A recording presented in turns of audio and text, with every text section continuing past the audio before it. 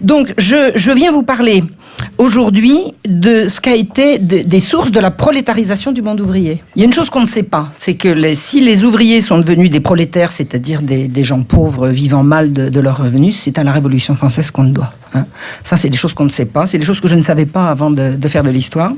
Et surtout, ce que je ne savais pas du tout et ce que j'ai compris, c'est que c'est les Lumières qui ont théorisé ça. Donc, je vais vous expliquer ça. C'est le sujet de ma conférence d'aujourd'hui, qui, je crois, a été présentée comme Comprendre les Lumières, acte 2. Hein. Il y a eu la première conférence que j'ai faite avec Alain, qui s'appelait Comprendre les Lumières sur la libéralisation des subsistances, du commerce des subsistances.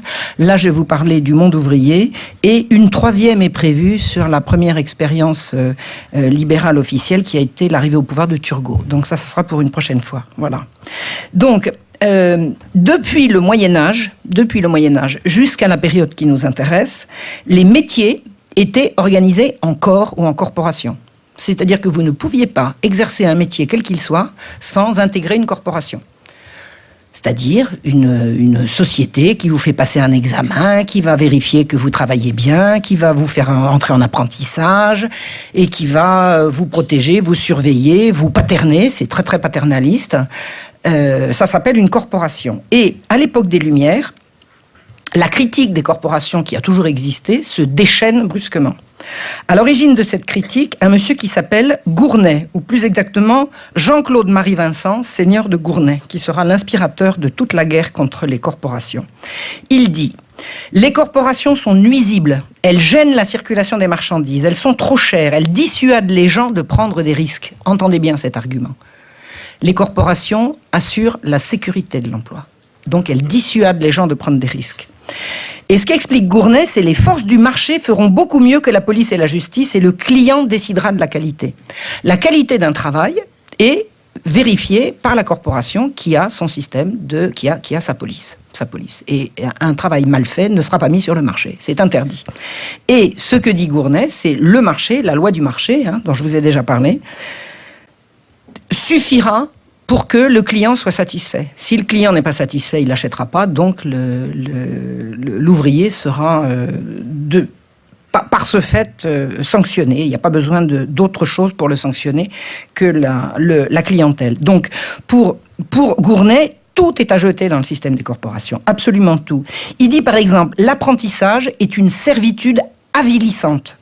Et il dit, on fait faire en 10 ans ce qu'on peut faire en 10 jours. Est-ce que vous croyez vraiment qu'il y a un métier qu'on puisse apprendre en 10 jours? Mais lui, il dit ça.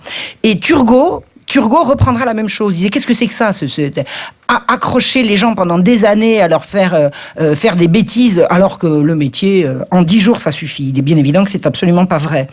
Et ce qu'il explique également, il dit le passage à la maîtrise, c'est-à-dire entre le moment où vous cessez d'être un apprenti et où vous voulez passer maître, tout le passage à la maîtrise, c'est des frais et des formalités.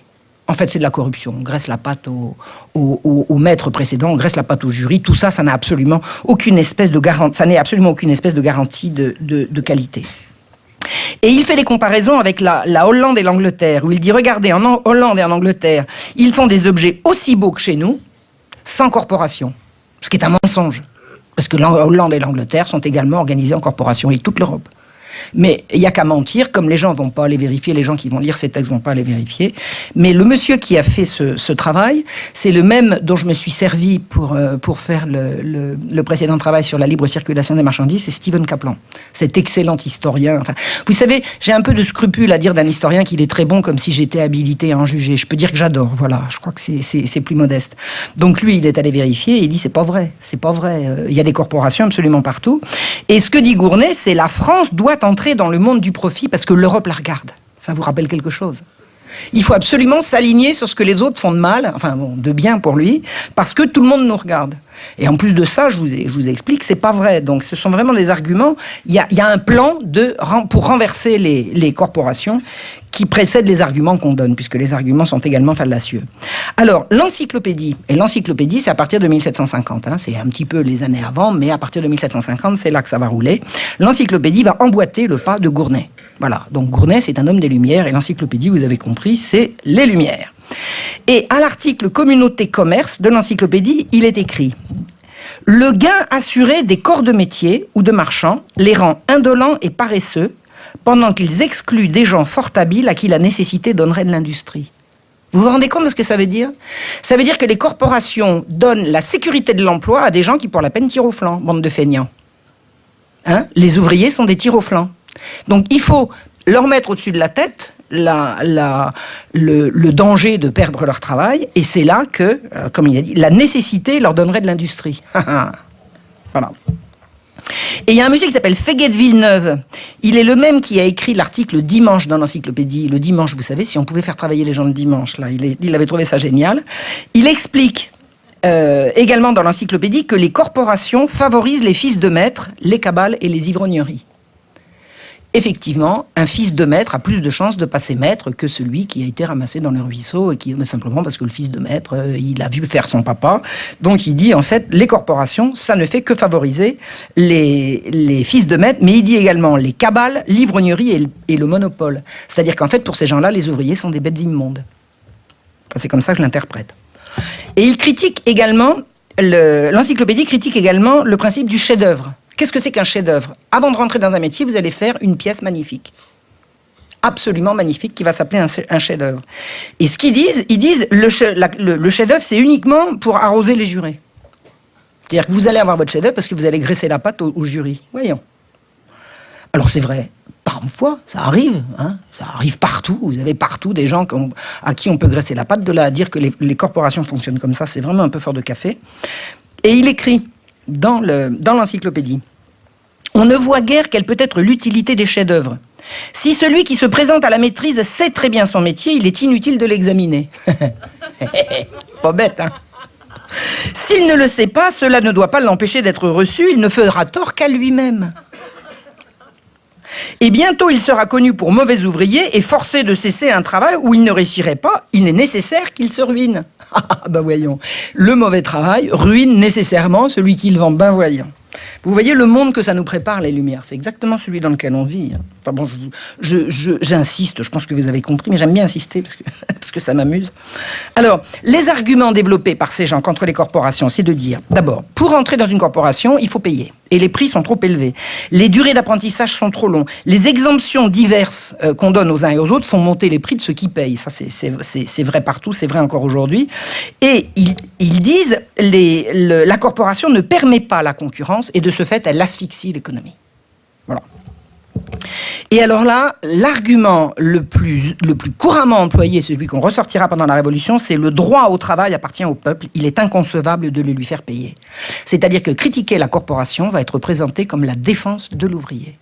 L'ouvrier a le droit de travailler et la corporation l'en empêche. Bah oui, puisque la corporation lui met des conditions pour entrer. Et le droit au travail appartient au peuple. J'y reviendrai. Et ils expliquent également le marché est forcément juste. L'intérêt du marchand ou du fabricant est d'être de bonne foi.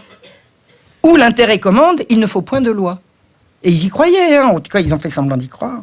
C'est tout le credo libéral, ça. Et ils disent, l'ordre naturel implique que la concurrence supplée à tous les règlements. On va abolir toutes les règles et la concurrence va suppléer. Écoutez bien, la concurrence fixe le juste prix. Vous connaissez la loi de l'offre et de la demande. Elle garantit la bonne foi. Elle assure la circulation des biens et pour installer la concurrence, il faut supprimer tous les règlements, c'est-à-dire tous les privilèges. Vous entendez, privilèges, on y reviendra. Le marché qu'il est question d'instaurer ne connaît que des individus qui ne peuvent communiquer avec les autorités qu'à titre individuel. Alors que les corporations, en tant que corps, elles atteignent le roi. Et c'est ça qu'on va supprimer. La campagne de propagande anti-corporation part tous azimuts d'un seul coup. Un monsieur qui s'appelle Bigot de Sainte-Croix, qui est magistrat normand, est sollicité par Laverdy. Alors Laverdy, c'est ce ministre que Louis XV a pris en 1763 pour faire la première expérience de libéralisation de la circulation des marchandises. Donc, ce Laverdy, en même temps qu'il fait monter le prix du pain de la façon dont j'ai parlé à ma dernière conférence, il fait écrire par Bigot de Sainte-Croix un essai sur la liberté du commerce. Et cet essai sur la liberté du commerce, qui est commandé donc par le ministère, va arroser tout le pays. Et dans cet essai, on tourne en dérision les querelles entre les tailleurs et les fripiers et on généralise. Vous avez un mauvais procès qui a été fait entre deux corporations, un procès ridicule. On va le tourner en dérision, on va le faire mousser, on va dire regardez à quoi jouent les corporations au lieu de travailler. Il assure, sans citer ses sources, que 10 000 artisans fuient chaque année le royaume à cause des corporations. Il aurait pu dire 1 million, vous savez. Le chiffre est inventé. Enfin, je ne sais pas s'il est inventé, mais il n'est pas sourcé. Donc, pas de source, pas d'information. Et il dit, voulez-vous que les hommes soient justes et honnêtes, faites qu'ils aient intérêt à l'être. C'est ce que je vous disais tout à l'heure. Maintenant, on va le théoriser et on va diffuser ça partout. L'intérêt particulier sera le garant de l'intérêt général. C'est toutes les lumières, ça. Individualisation des rapports politiques, des rapports sociaux. Et il ne faut plus d'identité collective. Le marché ne connaît que des individus. Ça vous dit quelque chose, hein? On est dedans, là. Et il dit, ce serait renoncer aux avantages du projet proposé et retomber dans tous les abus des jurantes que de permettre aux agents d'une même profession d'avoir entre eux aucun point de ralliement. C'est-à-dire que quand il dit il faut supprimer les corporations, il dit il faut les supprimer de telle sorte qu'à aucun moment les gens sortis des corporations ne puissent se retrouver. Qu'est-ce qu'on prépare là? C'est la loi Le Chapelier. Vous en avez tous entendu parler de la loi Le Chapelier. Hein. J'y viendrai tout à l'heure. La loi Le Chapelier, c'est ce qui a interdit aux ouvriers de se syndiquer jusqu'à la fin du 19e siècle. Et alors, quand on réplique, mais s'il doit y avoir des désordres, parce que les corporations, elles assurent la police de leur métier. Ah ben, il y aura la police, Hein, et la police d'Ancien Régime, c'est pas la police qui est sortie de la Révolution, vous allez comprendre.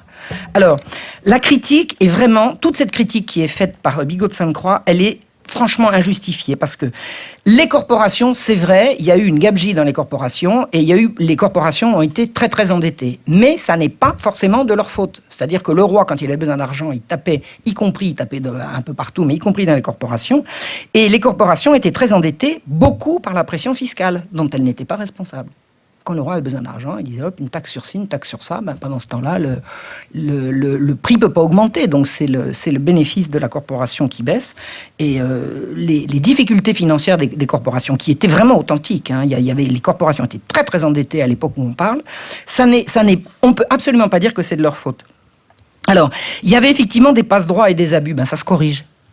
Ça se corrige. C'était pas la peine de supprimer les corporations sous prétexte qu'il y avait des gens qui abusaient à l'intérieur. Et le reproche qui était fait de faire passer les fils de maître avant les autres ne résiste pas à l'analyse. Parce qu'une statistique a été faite qui dit qu'entre 1758 et 75, les 4/5 des maîtres étaient extérieurs à la reproduction héréditaire. C'est-à-dire que c'est un mensonge de dire que la maîtrise favorise les fils de maître. Pas plus que pour 1/5. En fait, c'était l'ascenseur social. La corporation, c'était l'ascenseur social. Vous pouviez être ramassé dans le ruisseau, entrer en apprentissage et devenir maître. C'est comme ça, à force de travail. C'était pas de la rigolade, hein. C'était très très dur d'entrer dans une corporation. Mais bon, le travail c'est dur et vous savez, toutes les belles choses qu'on a en France, tous les beaux bâtiments, tous les beaux meubles, tous les beaux bijoux, tout ça c'est des corporations qui les ont faites. Promenez-vous dans la campagne, allez dans les musées, tout ça, toutes les belles choses qui ont fait la beauté de l'ancien temps, ce sont les corporations qui les ont faites. Hein. Regardez la différence entre un immeuble aujourd'hui et un immeuble d'il y a 250 ans.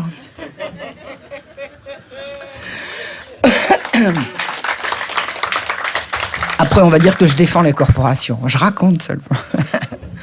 En fait, il y a une chose très importante à savoir, c'est que les corporations assuraient la protection sociale. Ça, c'est très, très important.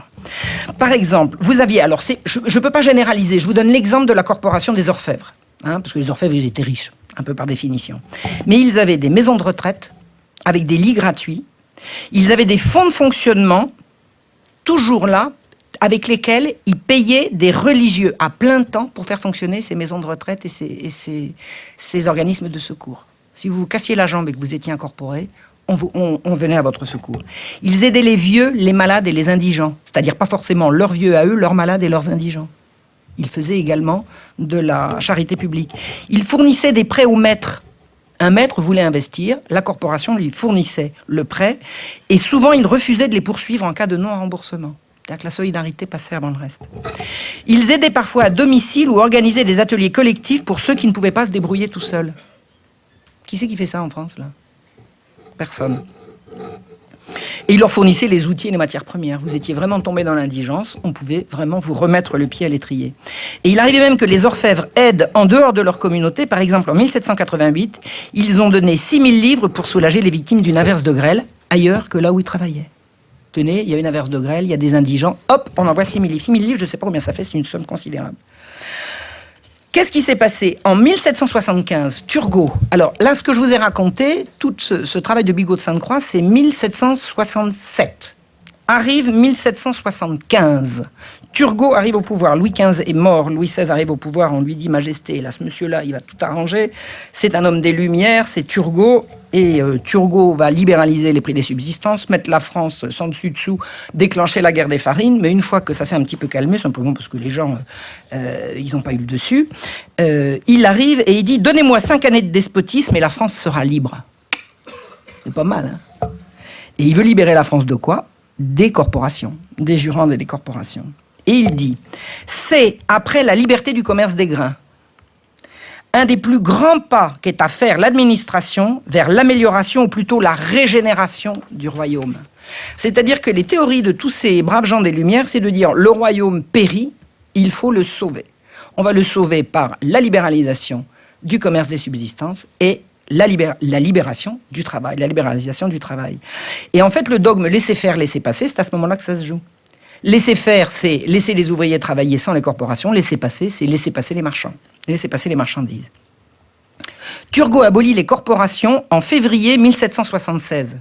Et il le fait par lit de justice, c'est-à-dire que le roi sait que le Parlement ne voudra pas enregistrer, donc il se déplace en personne au Parlement et il force l'enregistrement de l'abolition des corporations. C'est-à-dire qu'il fait passer une loi dont il sait que pratiquement tout le monde est contre. Ça vous rappelle quelque chose aussi? On se demande. Hein. J'ai mauvais esprit. Les critiques pleuvent.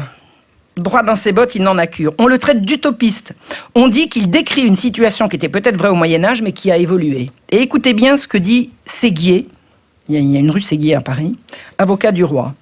Il dit à Louis XVI, le but qu'on a proposé à votre majesté est d'étendre et de multiplier le commerce en le délivrant des gênes, des entraves, des prohibitions introduites, dit-on, par le régime réglementaire. Ce sont, majesté, ces gênes, ces entraves et ces prohibitions qui font la gloire, la sûreté, l'immensité du commerce de la France. Donc il n'y avait pas que des imbéciles à la cour et au Parlement. Des gens ont dit c'est l'apocalypse.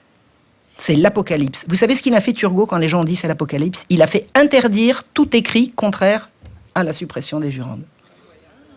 Ah, ben pour la liberté, il faut du despotisme. Il l'avait expliqué, il avait au moins annoncé la couleur. Et alors, vous avez... Donc l'idée ça va être la liberté. La liberté, à partir du moment où on supprime les corporations, on va être libre, d'accord?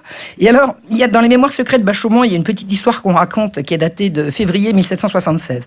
Un chien parut soudain dans le salon de Monsieur le Prince de Conti, où Monsieur le Prince de Conti servait le thé. Il fit ses ordures en présence de son Altesse Sérénissime et sans aucun respect pour l'auguste compagnie. Un huissier vint le battre et le chasser à coups de baguette. « Arrêtez !» lui dit le prince. « Liberté, liberté tout entière !» persiflant ce mot favori des économistes, leur secte et leur système. Bah oui, on a le droit de faire caca au milieu du salon. Et alors pourquoi est-ce que les gens ont résisté? Qu'est-ce qui faisait peur dans la suppression des jurandes? Ce que disaient pas seulement les incorporés, également le public. Ils disaient on va éteindre le sentiment de l'honneur. C'est vrai que quand vous êtes incorporé, vous avez très très fort un sentiment de l'honneur du travail bien fait. L'honneur d'être incorporé, l'honneur d'être reçu. Et il dit, il n'y en aura plus que pour l'argent. Puis c'est ça qui s'est passé. Et il craignait également l'invasion des Juifs. Comme les corporations étaient totalement intégrées dans la France catholique, un Juif ne pouvait pas être incorporé. Et bien, il dit, les Juifs, ils vont pouvoir rentrer. Alors là, il ne voulait pas du tout. Il ne voulait pas du tout. La police de la corporation, dont l'arme était l'honneur, épargnait au roi la police. À partir du moment où il n'y a plus de corporation, ça va être la police du roi qui va faire la police du travail. C'est ce qu'on verra au XIXe siècle. Et puis aussi, et au siècle suivant. La critique était morale. Les gens disaient l'homme n'est véritablement libre que pour le bien. Il doit être arrêté quand il veut faire le mal. Il ne doit pas abuser de sa propriété pour priver ses concitoyens des objets absolument indispensables à leur existence. Ça, c'est un magistrat qui disait ça. Il n'y avait pas que des andouilles. En fait, qu'est-ce qui s'est passé? Les gens qui ont vu le danger, c'était des gens plutôt haut placés, mais à la base, chez les ouvriers, ça a été une explosion de joie. On n'avait plus de patron. Vive la liberté! On a vu des ouvriers qui plantaient là leur maître et qui allaient au cabaret pour arroser ça. Le lieutenant général de police Albert, un ami de Turgot, a été obligé de préciser, tenez-vous bien, que les compagnons ne peuvent en aucun cas maltraiter leur maître, sa femme, sa famille, ni même ses autres compagnons. Bah oui, parce qu'on était libre, alors on pouvait casser la gueule au patron. Les patrouilles de police ont été envoyées pour contenir les troubles, ce qui a fait dire au Parlement, Turgot prône la liberté et déploie la contrainte. Ah bah ça c'est clair. Ça c'est clair. Turgot n'avait rien préparé pour la suite. Il a supprimé les corporations sans avoir rien prévu sur la façon dont ça allait se passer. Donc on a vu venir des files d'ouvriers qui venaient s'inscrire pour pratiquer leur nouveau commerce, parce qu'il fallait quand même être inscrit. Hein, on supprime les corporations, mais on va s'inscrire comme ouvrier. On n'aura plus de patron, on n'aura plus de maître, mais il faut s'inscrire quand même. Quelques heures après le lit de justice, des commissaires ont investi les corporations avec l'aide du guet. Tiens-toi, tenez-vous bien, ils ont compté les tables, les chaises, ils ont posé les scellés sur les rideaux, les tableaux, les objets de porcelaine, d'étain, les registres, les procès-verbaux d'assemblée, les contrats de réception des maîtres, ils ont volé les archives, ils ont pris tout ce qui faisait la vie des corporations, ils ont confisqué l'argent liquide, l'argenterie, tout le matériel de valeur servant au rituel de la confrérie. Parce qu'il y avait un rituel, on était dans une société catholique, il y avait des rituels. C'était pas des rituels maçonniques, c'était des rituels catholiques.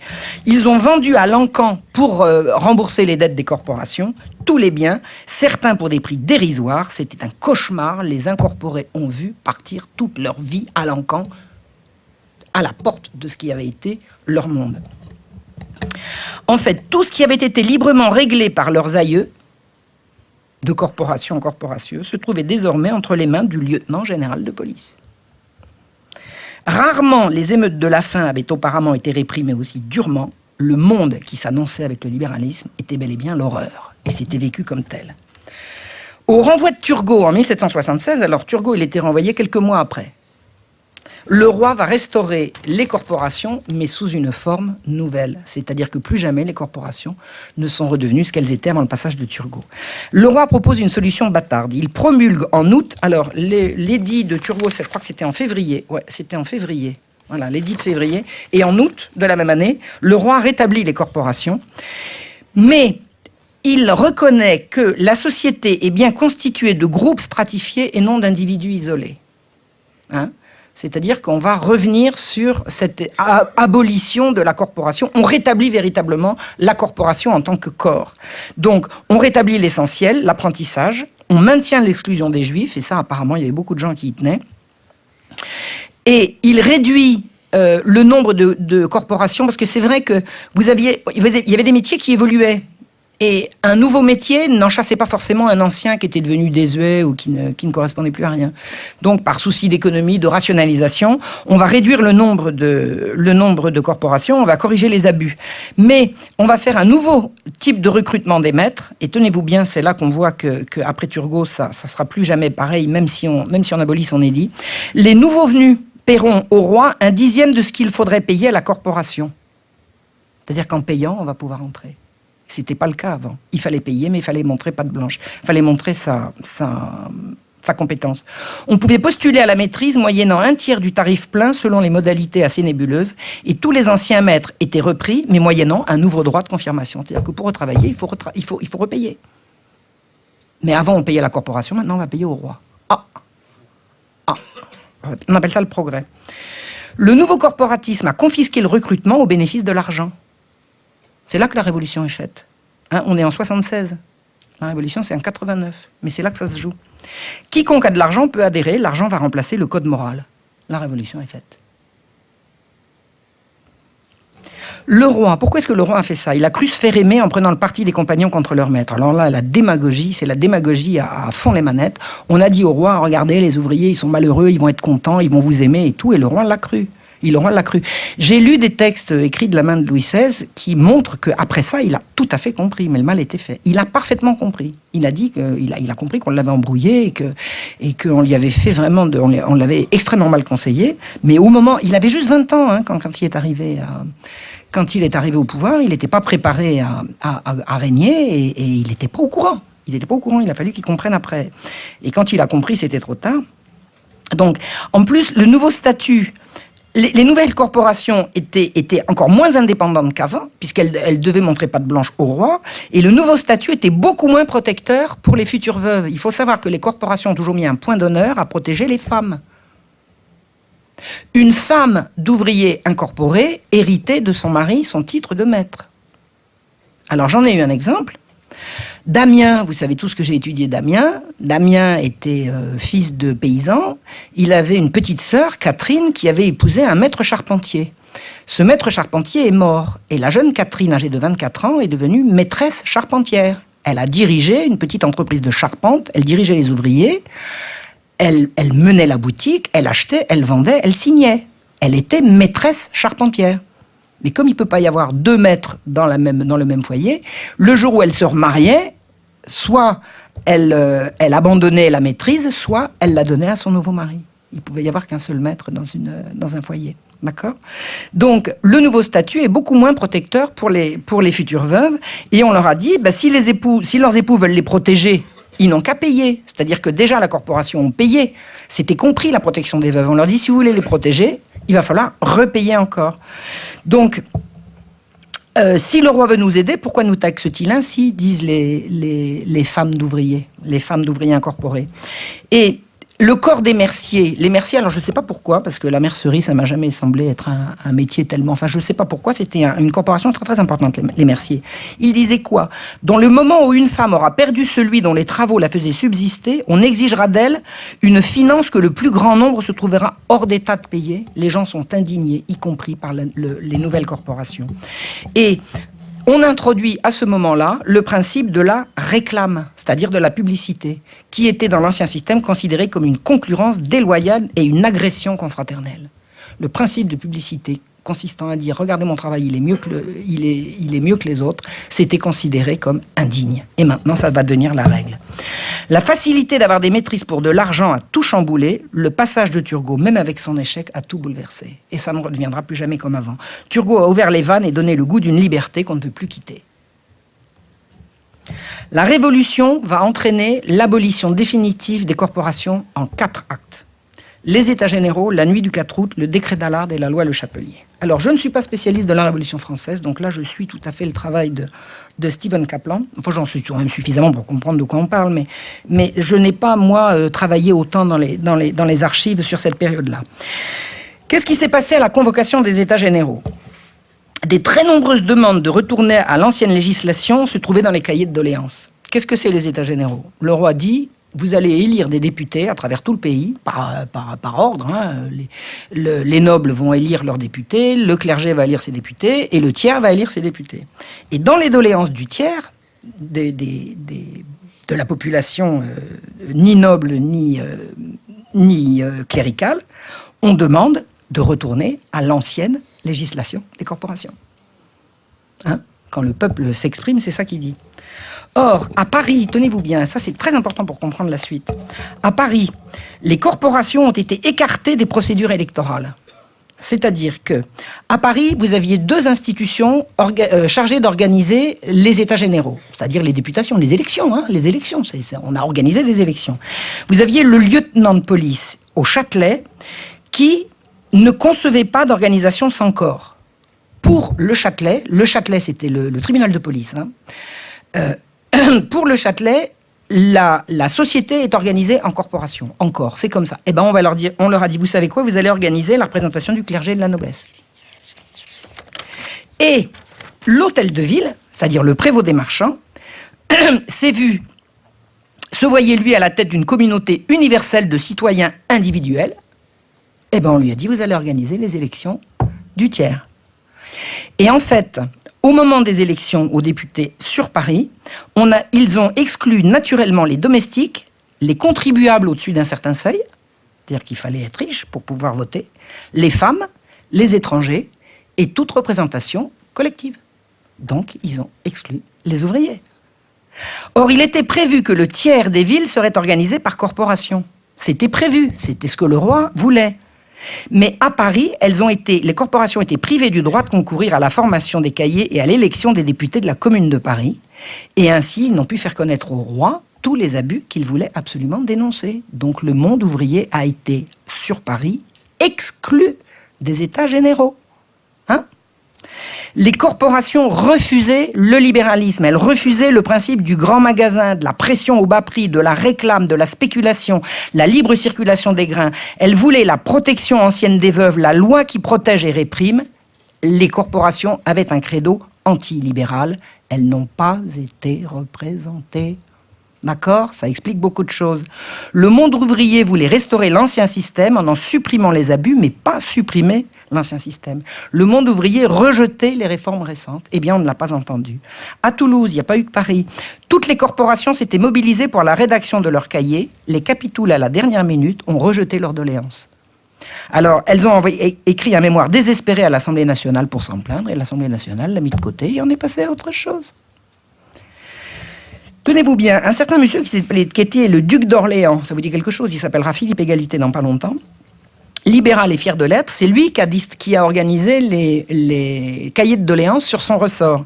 Alors, il a distribué des cahiers modèles de cahiers de doléances, il n'y avait plus qu'à remplir, et il envoyait ses instructions à ses représentants au bailliage dès mars-avril 89, intitulé « Besoins nationaux les plus pressants », dans lequel on disait « Il doit en être de même, c'est-à-dire un régime de liberté sans entrave, de la faculté de travailler et de produire, d'échanger et de consommer ». C'est-à-dire qu'il organise sur son ressort des cahiers de doléances dans lesquels il demande, lui, la suppression des corporations. Et il dit maintenant, vous signez là. Il était franc-maçon, hein. Il était franc-maçon. On me demande, on me dit toujours, tu parles pas des francs-maçons. Bah, quand je sais, je dis. Là, je sais, en l'occurrence. Lui était franc-maçon. C'est-à-dire qu'en fait, c'est tout l'argumentaire de Turgot qui a été présenté dans des cahiers pré-remplis par le duc d'Orléans, grand franc-maçon devant l'Éternel. À Metz, à l'automne 89, les cordonniers lancent une grande campagne nationale qui affirme « Le désordre et la misère sont dus à l'anarchie dans le commerce des grains. Le commerce des grains des pauvres est une monstruosité. Le pain appartient au peuple et non au commerce. Le travail appartient aux corporations et non pas au marché. Ce ne sont pas les corporations mais le commerce des grains qu'il faut le supprimer. Il faut ressusciter les anciens règlements et ordonner la peine capitale pour tous ceux qui sont contre. » Eh bien, on ne les écoute pas. On ne les écoute pas. C'est ça les doléances à la veille de la Révolution. Qui se positionne au début de la Révolution contre les corporations? Mirabeau. Mirabeau dit « L'État ne peut empêcher quiconque d'exercer le métier qu'il veut. » Alors évidemment présenté comme ça. Hein? Sieyès, le fameux Sieyès, il dit « Le monopole dégrade la qualité du travail et fait monter les prix en étouffant la concurrence. » Comme si les prix n'allaient pas monter en flèche. Roland a salué la Révolution comme la fin nécessaire des corporations qui sont le privilège dégradant de l'esprit de corps. La corporation, c'est le privilège, c'est la corporation. Retenez bien ça. Seule une logique individualiste peut produire des sociétés authentiquement altruistes. C'est bien, hein? En faisant chacun pour ça, c'est là que tout le monde va être généreux. C'est ça que ça dit, hein. Ils disent « Les corporations sont contraires à la justice naturelle, à l'humanité et aux principes fondamentaux des droits de l'homme et du citoyen. » Les corporations sont incompatibles avec les nouveaux codes révolutionnaires. Ben ça, vous avez compris. Et moi, quand j'ai compris ça, j'ai compris la Révolution. Et je ne l'avais pas compris jusqu'alors. Qu'est-ce qui se passe la nuit du 4 août? Alors, la nuit du 4 août, le contexte, c'est dans toutes les campagnes, la paysannerie se rue sur les châteaux et va chercher tous les titres de propriété, les anciens titres de... Pas que de propriété, tous les anciens accords passés entre les seigneurs et la population, et ils brûlent, et puis c'est la panique. Les possédants ont très très peur. Les possédants, ils sont à l'Assemblée nationale à Paris. Donc une réunion préparatoire à la séance se tient une nuit durant avec 100 députés qui préparent la destruction de tous les privilèges des classes, des provinces, des villes et des corporations. C'est-à-dire qu'avant la nuit du 4 août, vous avez 100 personnes qui la préparent. Et ça, on vous le dira pas, on vous le dira pas, ça sera pas dit pendant. La séance du 4 août est présidée par le franc-maçon Isaac René Guy Le Chapelier. Oui, lui, pas un autre. La déclaration des droits de l'homme qui suivra, la déclaration des droits de l'homme est venue quelques jours après la fameuse nuit du 4 août, elle célébrera la liberté qu'a tout un chacun de travailler comme il veut, où il veut, s'il ne nuit pas. Donc vous avez des ouvriers qui brandissent la déclaration et qui vont s'installer où ils veulent, qui quittent leur maître sans préavis, qui ne se font plus enregistrer, qui désertent les boutiques et volent la clientèle de leur ancien maître. Liberté, liberté. Or, la suppression des corporations à partir de la nuit du 4 août, alors je ne vous fais pas un cours sur la nuit du 4 août, je suis en train de lire un gros bouquin là-dessus, c'est très très complexe, là je vous parle uniquement de ce qui concerne les corporations. Les corporations n'ont pas été supprimées de droit pendant la nuit du 4 août, mais comme on a supprimé les privilèges et qu'on a dit liberté, elles ont été supprimées de fait. Un député, par exemple, a écrit à ses électeurs que les corporations ont été abolies à l'unanimité. C'est pas dans le rapport de la nuit du 4 août. Mais c'est comme ça que les gens présents l'ont entendu. Ça semblait évident que si on supprimait les privilèges, on supprimait les corporations. Privilège, vous savez ce que c'est droit privé. Un privilège, c'est ce que le roi accordait à une corporation. Vous vouliez monter un commerce, je ne sais pas moi, de chocolat, un truc. Vous alliez voir le roi en disant, voilà, Majesté, ça ne se fait pas, nous on voudrait monter un truc. Le roi donnait un privilège. Alors, il n'y avait pas que ça comme privilège, mais à partir du moment où on abolissait les privilèges, on abolissait ça également. Donc un autre a écrit dans son journal le 5 août, suppression des jurandes. C'était pas marqué, mais c'est comme ça que les gens l'ont compris. La plupart des journaux ont également annoncé la suppression des corporations, au 5 août au matin.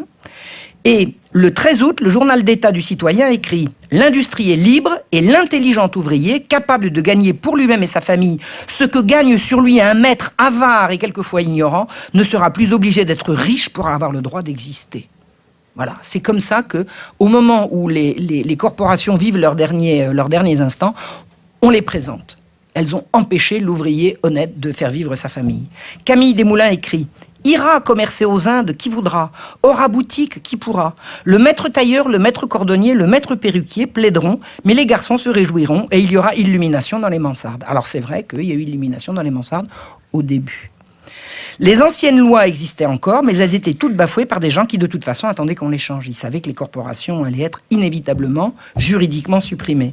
Au cours de l'été 1790, en réponse à la hausse du pain et à la misère croissante, vous avez des défilés dans le faubourg Saint-Antoine. Les autorités veulent bien que les ouvriers aient tous les droits, mais individuellement, et pas celui de s'assembler. Quand les ouvriers commencent à s'assembler, et vous savez ce que ça va donner, toutes les grandes émeutes de la Révolution, ça va être ça, il faut absolument pas laisser faire. Et les ouvriers pouvaient organiser une messe à Sainte-Geneviève, mais il fallait qu'ils y aillent séparément. C'est bien la foule qu'on redoute. La loi d'Allard sera l'acte de décès des corporations.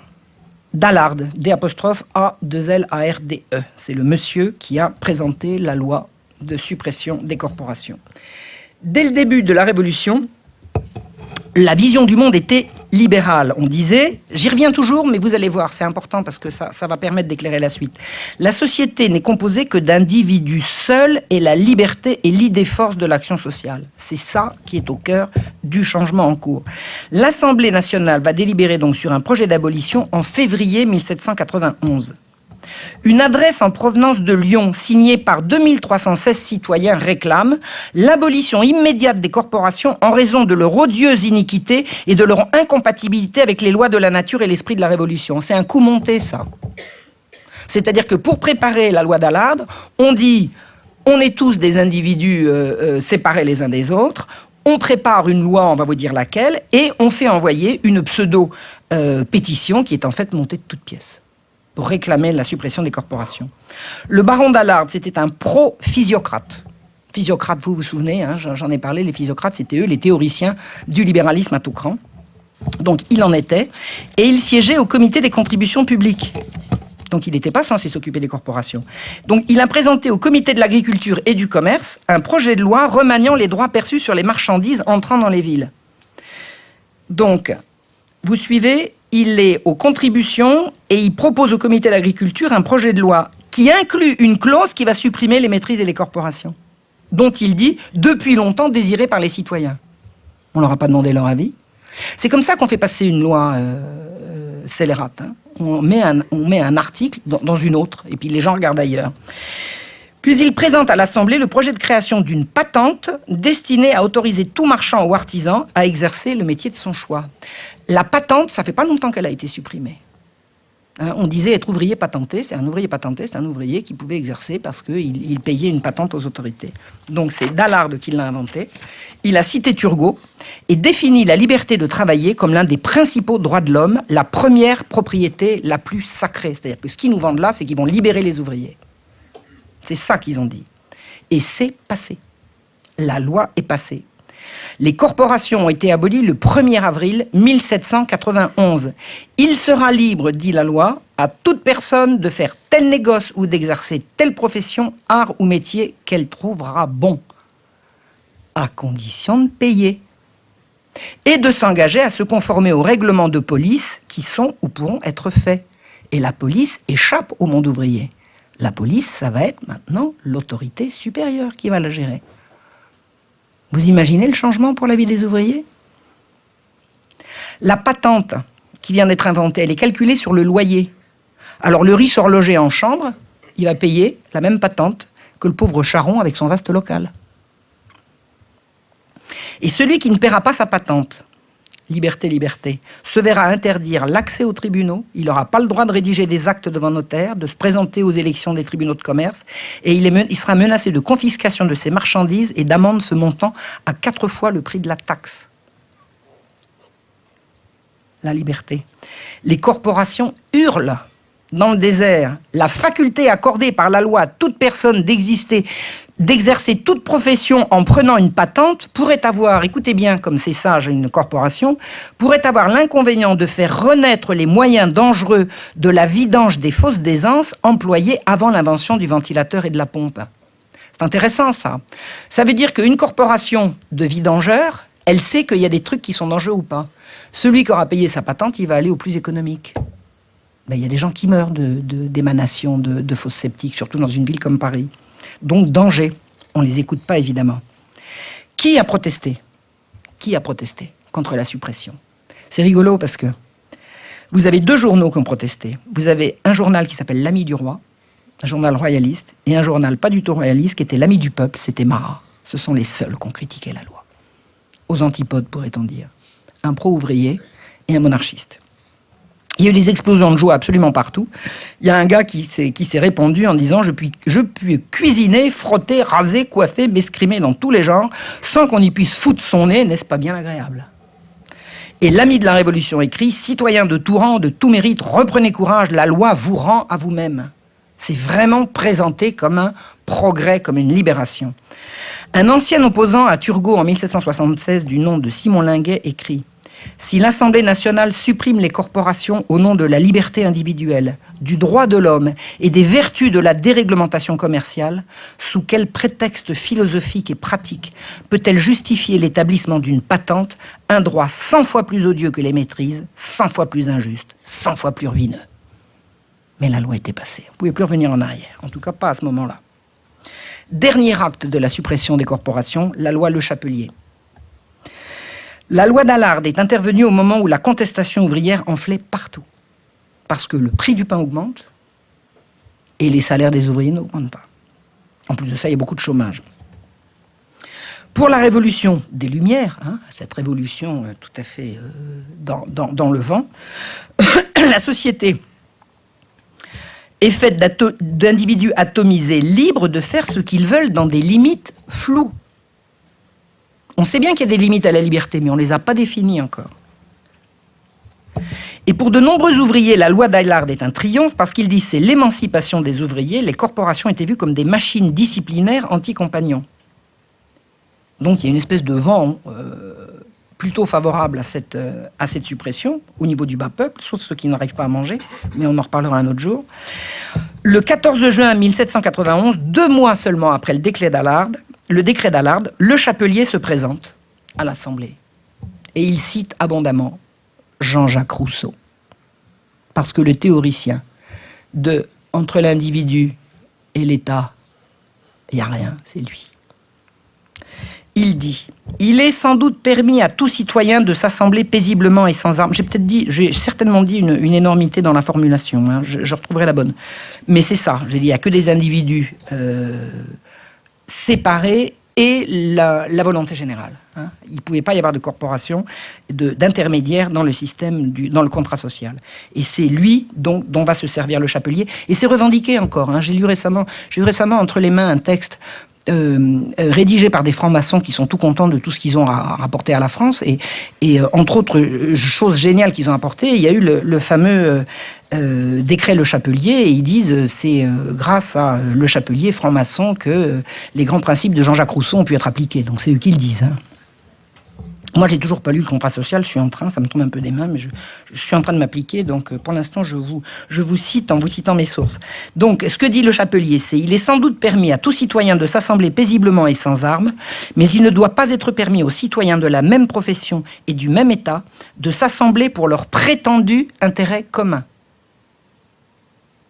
Car il n'y a plus de corporation, ni de société, il n'y a plus d'intérêt commun, il n'y a plus que des intérêts individuels et l'intérêt général pour la chose publique.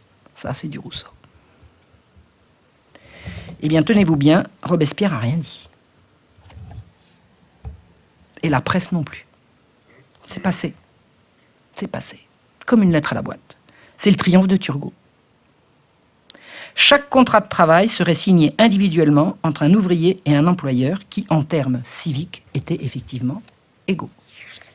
C'est l'égalité de la Révolution. 2 critiques virulentes sont parties le même jour, toujours les mêmes, l'ami du roi et l'ami du peuple, les monarchistes et Marat. Conséquence de la suppression des corporations, d'un côté on a des individus poursuivant chacun ses intérêts propres, de l'autre, un État mandaté par le peuple souverain et représentant l'intérêt général. Hein? Vaste plaisanterie. Et le modèle ne comprend plus aucun corps intermédiaire. La révolution est faite. Conclusion. L'ancien processus de sélection s'est effacé devant la marchandisation. C'est l'argent le nouveau critère. L'argent sera le seul et unique prix de la maîtrise. Vous voulez vous installer comme charpentier, payez. Le nouveau système relève de l'économie de marché et non plus de l'économie morale. L'ouvrier sera tenu de s'incliner non plus devant l'autorité morale du maître, mais devant les exigences expresses de l'État, avec, pour chapeauter le tout, la police. Voilà.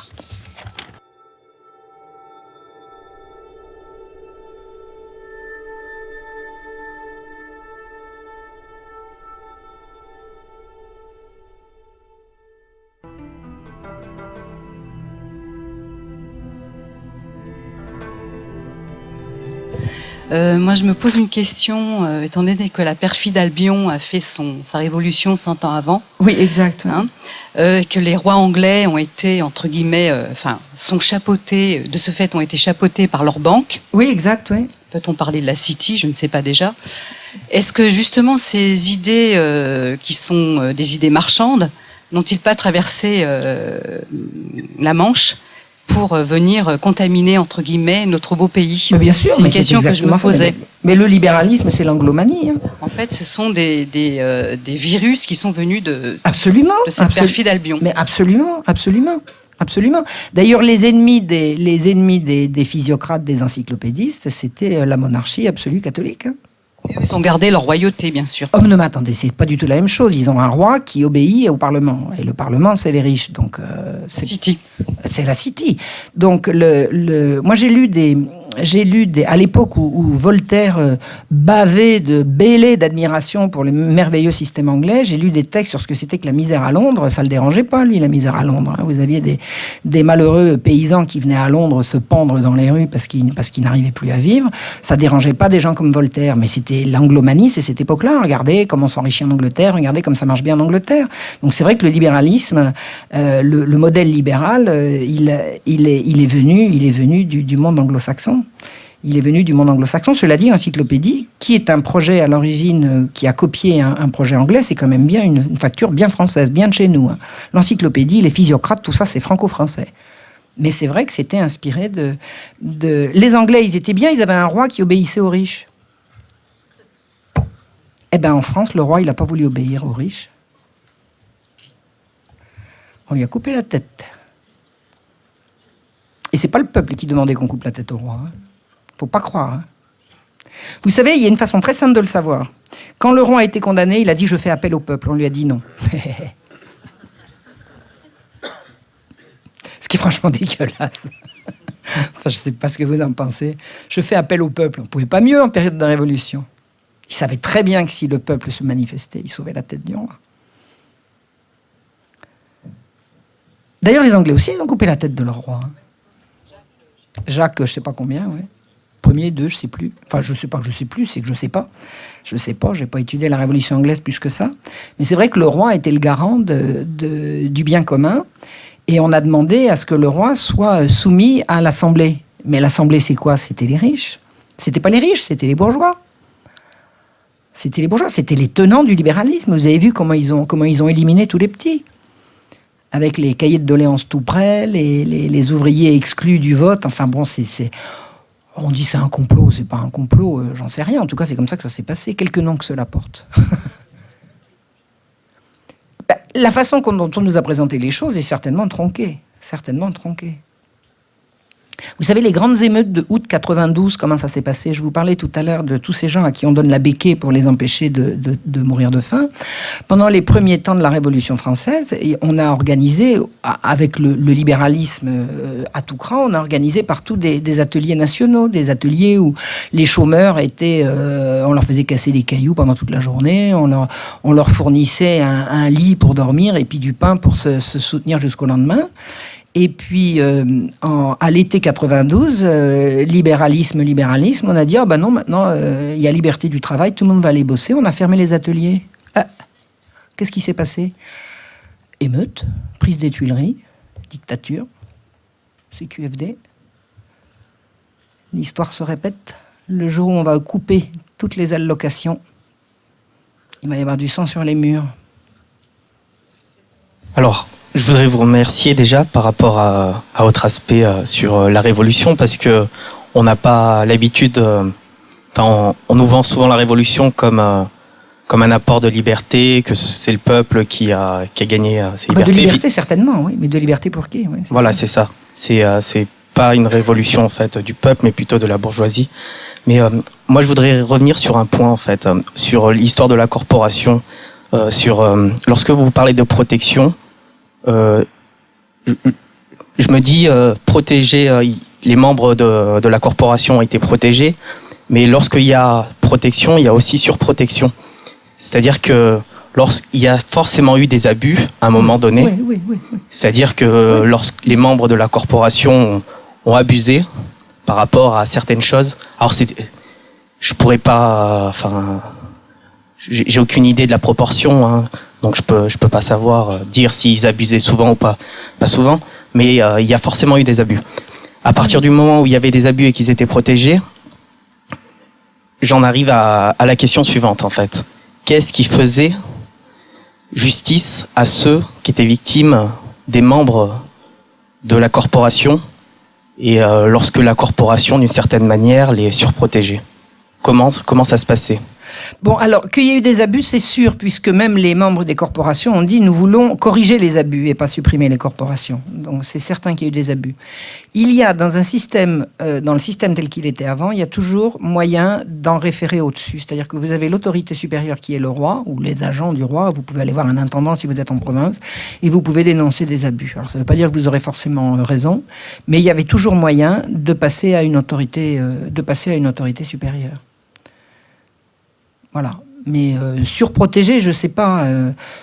Certainement, vous savez, parmi les abus qui ont été dénoncés, de dire qu'il fallait graisser la patte au jury pour avoir un chef-d'œuvre, c'est comme aujourd'hui, c'est comme maintenant. Si vous avez des gens qui sont corrompus, il y a un truc très très bien, c'est de le faire savoir sur la place publique et puis de déposer plainte. Et ça se faisait. Il y a nécessairement eu des abus. On ne renverse pas un système qui avait fonctionné pendant aussi longtemps si la critique n'était pas un minimum étayée par un certain nombre de choses, quoi. Mais il y a toujours eu une autorité supérieure. On pouvait toujours faire appel au roi ou à l'autorité royale. Le roi, il avait des représentants partout, hein. C'était les intendants. L'intendant, dans une région, c'était le représentant du roi. Et les intendants envoyaient des rapports au roi tout le temps. Pour le grand bonheur des historiens. Vous voulez savoir ce qui se passait sous l'Ancien Régime, vous lisez les rapports des intendants. Il y a tout. Donc voilà, est-ce que je réponds à votre question? Je ne peux pas répondre plus en détail, mais c'est ça, quoi. C'est ça. C'est l'autorité supérieure. Vous savez, un pouvoir local qui n'a pas d'autorité supérieure, c'est l'enfer. C'est l'enfer. C'est la baronnie, c'est la féodalité sans frein, c'est l'enfer. Vous avez la garantie de la protection des petits, c'est le pouvoir centralisé, qui était la façon de fonctionner de la monarchie. Il y avait toujours un recours. Quand Sa Majesté saura, vous savez, si Sa Majesté savait, mais les gens pouvaient aller voir le roi. Voilà, évidemment, 20 millions de Français ne allaient pas voir le roi, mais 20 millions de Français n'avaient pas forcément besoin, nécessité d'y aller. Mais on pouvait lui écrire. Ben, il y avait des intermédiaires qui ne faisaient que ça. Le royaume consistait l'administration du royaume consistait à faire en sorte que ça marche, que ça fonctionne. Donc il ne fallait pas que les gens abusent. L'abus monstrueux que je vois, moi, dans le XVIIIe siècle, c'est l'introduction du libéralisme. Il y a brusquement tout ce qui fonctionnait, bien ou mal, mais qui fonctionnait, brusquement, va être laissé aux abus du marché et de la loi du plus fort. La Révolution, elle est gagnée 30 ans avant 89. Et si on vous écoute, ce libéralisme, il a été quand même imposé doucement, parce que s'il est Oui. brusquement, le peuple s'en serait aperçu. Bah, le peuple, il s'en est aperçu tout de suite, d'abord. Mais c'est pas parce qu'il s'en est aperçu et qu'on l'a écouté. Et il y a eu un truc, alors là, ça va vous parler également. Qu'est-ce qui a fait que le roi s'est laissé, c'est Louis XV en l'occurrence, hein, le premier s'est laissé aller aux sirènes libérales, c'est qu'il avait une dette publique qu'il fallait rembourser, qu'il fallait trouver de l'argent. Eh ben oui, on lui a dit, Majesté, vous allez voir, le royaume périt, l'impôt ne rentre pas, on va vous arranger ça, on va développer l'agriculture, on va développer le commerce, tout le monde va être riche, personne ne sera pauvre. Il avait une dette. Louis XVI, pourquoi est-ce qu'il a convoqué les États généraux? Parce qu'il n'y avait plus d'argent dans la caisse. C'est quoi? C'était la dette. Déjà. C'était ça. Mais la dette par rapport à quoi? Parce qu'aujourd'hui, la dette, on sait... Mais la dette de l'État. Le roi n'arrivait plus à avoir suffisamment de rentrées pour payer où il devait. Moi, j'avais une question concernant les Lumières. En fait, on s'aperçoit que les Lumières ont combattu, enfin, étaient anticléricaux et ont combattu l'ordre des Jésuites. Oui. Ensuite, on promu le capitalisme, enfin, le libéralisme, donc le capitaliste aujourd'hui. Finalement, c'est quoi cette trame idéologique, la trame religieuse qui domine, en fait, chez ces personnes-là? Parce qu'il y a forcément un réseau, un lien vers cette pensée unique, qui fait qu'on souhaite apporter le libéralisme, on souhaite aujourd'hui peut-être détruire la famille avec le mariage homosexuel, enfin je sais pas, mais j'ai l'impression qu'il y a quand même derrière tout ça... Je comprends votre question. Moi, ce que j'en comprends, je fais pas une thèse là-dessus, ce que j'en comprends, c'est que vous avez un système qui veut donner sa chance à tout le monde, et un autre qui va dire on n'est pas tous égaux, on va donner des droits égaux à tout le monde, mais il y en a qui sont plus égaux que les autres, c'est l'élitisme. Je pense que le libéralisme provient d'une théorie élitiste de la société. Que le meilleur gagne. Il y en a qui seront au-dessus. C'est la compétition. C'est la compétition, mais la compétition à partir d'un élitisme. Et l'élitisme qu'on retrouve dans le protestantisme, puisque le protestantisme dit qu'il y a ceux qui ont la grâce et il y a ceux qui ne l'ont pas, qu'on retrouve dans le jansénisme aussi. Et entre le jansénisme et les Lumières, alors le jansénisme qui est très croyant, très catholique et très bigot, et les Lumières qui ne le sont pas et pas du tout, il y a quand même un pont idéologique. Il y a quand même un pont idéologique évident. C'est-à-dire, le pont, il est cette certitude qu'on est tous en concurrence les uns avec les autres, qu'on est tous des individus isolés et que ceux qui seront meilleurs que les autres domineront. Ah bah Darwin, alors là c'est clair. Ah bah là c'est clair. Là c'est clair.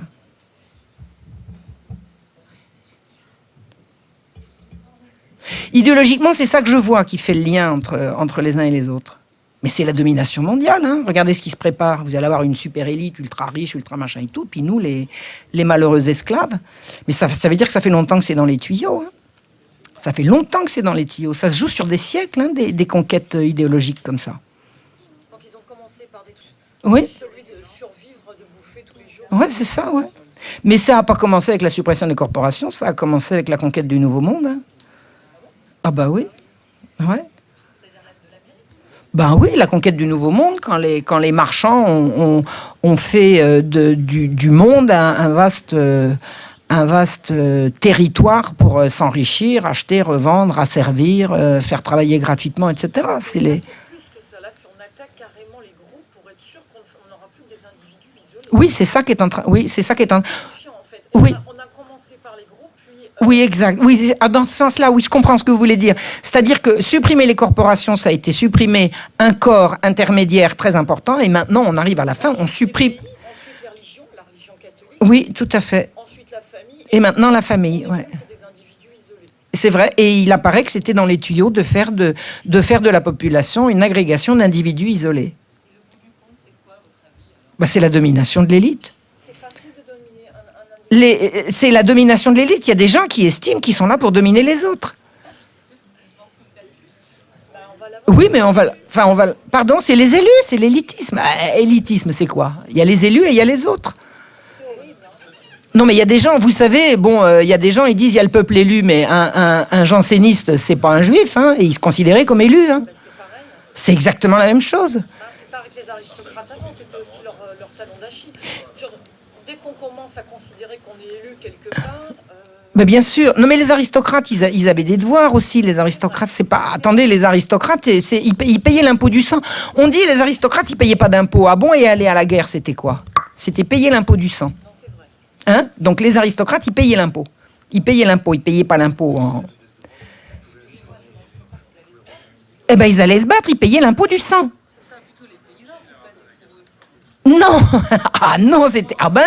c'était les nobles qui se battaient. La guerre, c'était le métier des nobles. Le paysan, il allait pas à la guerre. Si le paysan va à la guerre, qui c'est qui va labourer?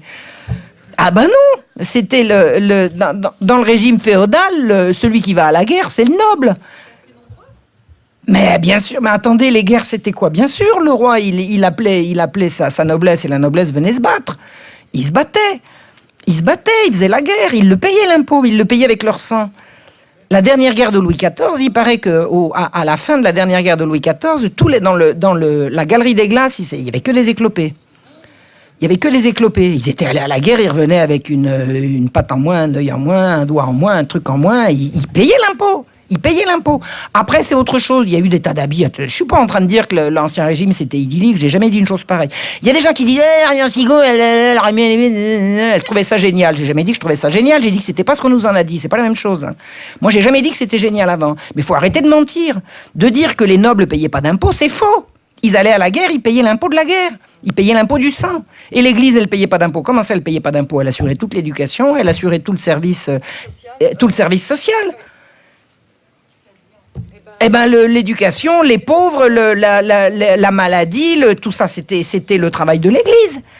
Alors, j'ai pas dit qu'il y avait pas d'abus, mais je veux dire ils ne veulent pas payer, mais ils payaient. Je voulais vous poser une question concernant les corporations. Est-ce qu'elle incluait le travail des enfants? Ah non, non. Alors, le travail des enfants, c'est Turgot. Alors ça, vous me faites aller au devant de ma prochaine conférence, si j'en fais une. Le travail des enfants, c'est à partir du moment où Turgot a libéralisé le travail, en même temps qu'il libéralisait le commerce, il y a des gens qui sont allés le voir en disant comment vont faire les ouvriers avec le prix du pain qui augmente et qui n'ont plus la sécurité de la corporation pour assurer leur salaire. Réponse de Turgot, l'ouvrier à lui tout seul, il a de quoi se nourrir, c'est sa femme et ses enfants qui ne peut plus nourrir, il n'y a qu'à les mettre au travail. Et c'est Turgot qui a mis les enfants au travail. Alors, le travail des enfants dans l'ancien système consiste à apprendre, c'est un apprentissage. Alors l'apprentissage met l'enfant au travail, mais dans un but d'apprentissage. Et les enfants allaient à l'école. Ils apprenaient à lire, à écrire, à compter. Alors je ne sais pas en nombre d'heures comment ça se faisait, mais un enfant en apprentissage n'était pas en apprentissage au lieu d'aller à l'école. Il y avait les deux. Donc les corporations, un ouvrier nourrissait sa femme et ses enfants. Il nourrissait sa femme et ses enfants. Les ouvriers très très pauvres faisaient travailler leurs enfants, c'est clair. Moi, dans les histoires d'enlèvement d'enfants, j'ai vu des enfants qui étaient obligés de travailler, mais ils ne travaillaient pas pendant que les parents se tournaient les pouces. C'était des familles très pauvres où l'enfant travaillait. Mais dans les corporations, l'enfant, il entrait en apprentissage. C'est l'école. L'apprentissage, c'est l'école. Ça a donc jeté les enfants sur le marché du travail par la suite. Ah, mais le libéralisme a mis les enfants à la mine, à l'usine et à l'atelier. C'est clair, la prolétarisation du monde ouvrier, c'est le travail des femmes aussi. Pourquoi est-ce que les femmes se mettent à vendre leur lait? C'est parce qu'elles ne peuvent plus allaiter leurs enfants et travailler. Si elles ne travaillent pas, personne ne les nourrit. Et que c'est la suppression des corporations qui a étatisé les rapports sociaux. Hein? Avant les corporations, ça s'organisait à la base et ça montait jusqu'au roi. après les corporations, c'est la police du roi qui va régenter le tout. Et au-dessous, vous avez les patrons qui ont les moyens, qui ont les sous, et les ouvriers qui triment. Hein. Donc c'est pas tout à fait pareil, parce que le système... Alors moi, je suis allé en Union soviétique, j'ai passé une quinzaine de jours à Moscou au moment de l'effondrement, donc j'ai encore vu l'ancien système soviétique. C'est vrai que c'était extrêmement protégé, mais on peut pas dire que c'était très efficace. Alors que le système des corporations était efficace. Il y a qu'à regarder la France comme elle a été construite. Regardez les merveilles que nous ont fait nos aïeux ouvriers. Regarde, hein, ça vous a fait rire tout à l'heure quand je vous ai dit regarder un immeuble du XVIIIe siècle et un immeuble d'aujourd'hui. C'est évident. Vous savez, moi, quand je me promène dans Paris, tout le Paris qui a été fait après le XIXe siècle, pour moi, c'est pas Paris. Ça m'intéresse pas. Ça m'intéresse pas. Ce qui m'intéresse, c'est le cœur de la capitale. Et dans toutes les villes où je vais, je cherche le cœur de ville, et c'est là que c'est parce que je suis historienne, c'est une déformation. Mais pour moi, la beauté, c'est ça. Et tout ce qui a été fait après, c'est moche. Mais c'est pas vrai ce que je dis. Regardez la ceinture de Paris. Vous avez le cœur de Paris, qui est magnifique. Vous avez une première ceinture très haussmannienne, et puis après, c'est l'horreur. Plus on va vers la modernité, plus c'est moche. C'est pas vrai ce que je dis.